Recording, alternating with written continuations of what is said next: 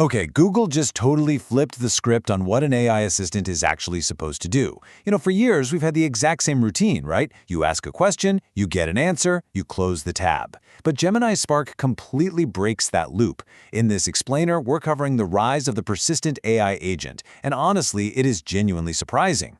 We're moving away from this reactive, wait-for-you-to-type tool toward a proactive, 24/7 assistant that literally stays awake, digs through your local files, and turns your messy ideas into finished tasks without you having to constantly prompt it. But, as you can imagine, with this incredible shift comes some very real, potentially dangerous risks to your digital privacy. So let's break down exactly what just changed. Here is the roadmap for this explainer. First, we'll look at the new AI paradigm. Second, 4 massive core updates. Third, real-world Spark workflows. Fourth, the limitations and permission risks. And finally, the future of agents. Okay, let's dive into this. Section 1. The new AI paradigm. Think about the old AI loop for a second. It was highly manual. Prompt, answer, close. You had to drive every single interaction. But this new Spark loop, it's a massive paradigm shift. Spark actually monitors a topic in the background, thinks about what matters based entirely on your parameters, acts on that information, and then updates you as things change. Google is literally calling this a 24/7 personal AI agent. So once you give it a goal, it just keeps working in the background, continuously coordinating your digital life long after you step away from the keyboard.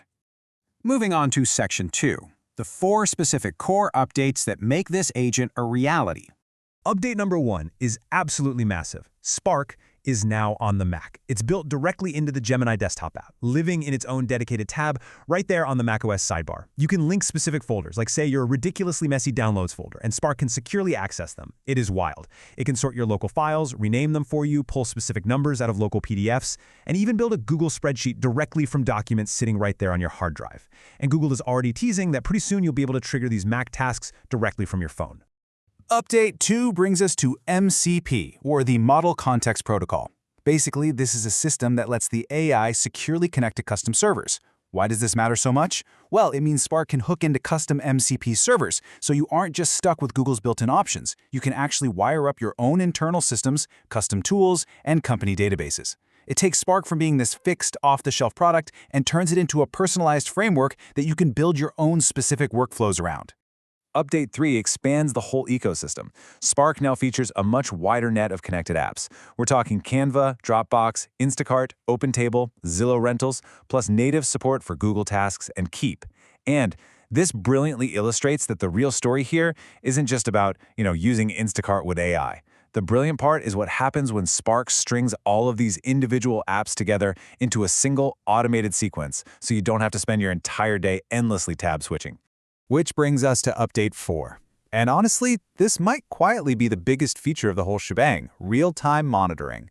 Spark can literally sit in the background of your system tracking news feeds, sports scores, livestock charts, blog updates, shopping deals, and even your overflowing inbox. So instead of you manually hitting refresh on a page every 10 minutes, it just stays silent and only taps you on the shoulder when something actually matters based on your criteria. Basically, it never sleeps, so you can.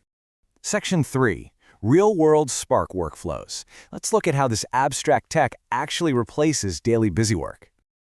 Here is a perfect example of a real-world workflow for tracking a competitor's launch. Say you want to react immediately if a rival makes a big move. Step 1, you just give Spark a plain language instruction to monitor industry news. Step 2, the exact moment they announce something, Spark automatically pulls the background research. Step 3, it drafts a marketing asset for you right inside Canva. Step 4, it drops those finished designs directly into your Dropbox. And Step 5, it creates a follow-up review task for you in Google Tasks. Think about that. One simple, plain language instruction just triggered an entirely automated chain of research, design, and organization. Let's look at another one, which is perfect if you're drowning in scattered notes. Step 1, you just dump all your half-formed ideas into Google Keep.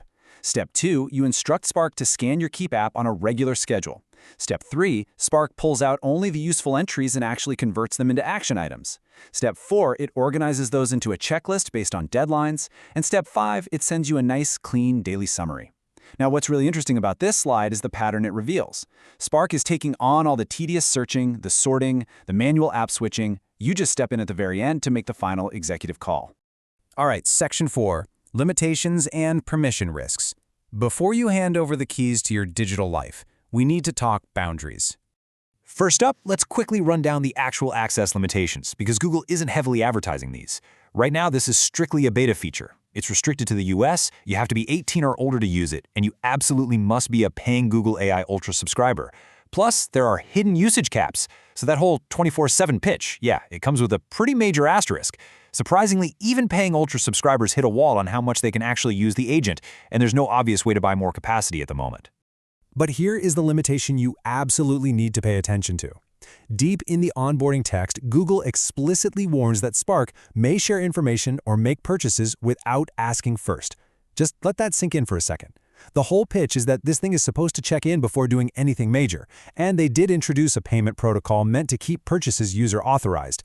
But that fuzzy boundary between designed to ask permission and may act on its own is a massive risk. If you are linking this tool directly to your private inbox, your internal company files, or an account with your credit card saved, that phrasing is absolutely not a small detail. And that brings us to the file access trust exercise. Look, handing an AI write access to your actual Mac hard drive is fundamentally different from just chatting with a friendly bot in a web browser. This agent literally has permission to move, rename, and reorganize your local files. And sure, yes, Google has built-in safeguards. It requires a backup step before it deletes anything, and it actively prevents your Mac from going to sleep mid-task. But at the end of the day, you are still trusting an automated system to rummage through your personal hard drive, and that requires a massive leap of faith. Section 5. The future of agents. Let's zoom out and look at the broader industry-wide shift. So the crucial point is that every major AI player is sprinting toward this exact same destination. If you look at the landscape, the race to build the ultimate desktop agent is incredibly tight right now. Anthropic is building its own desktop agent approach, and OpenAI is investing heavily in their version of task automation. But Google's massive advantage here isn't just their AI model itself. It's the fact that they can plug Spark directly into the Gmail, Google Docs, and Google Calendar ecosystem that most of us already live and work in every single day. We are officially entering a new era of AI. The last few years, they were all about getting better, faster, more accurate answers to our questions. But the era of simply answering is over. This new era is entirely about finishing the task. The next big battleground for all these tech giants is proving who can build an agent that actually completes complex, multi-step workflows safely, entirely in the background, without requiring a human to sit there and babysit every single step of the process. Between desktop automation, OpenMCP support, and real-time background monitoring, we are dealing with a genuinely different category of tool today than we were even 6 months ago. Which leaves us with the ultimate question. Would you let an AI agent touch your files? Would you trust it to reorganize your local folders, or does that onboarding warning that it may act without asking completely kill the concept for you? Like, share, and subscribe, please, and drop a comment in comment box.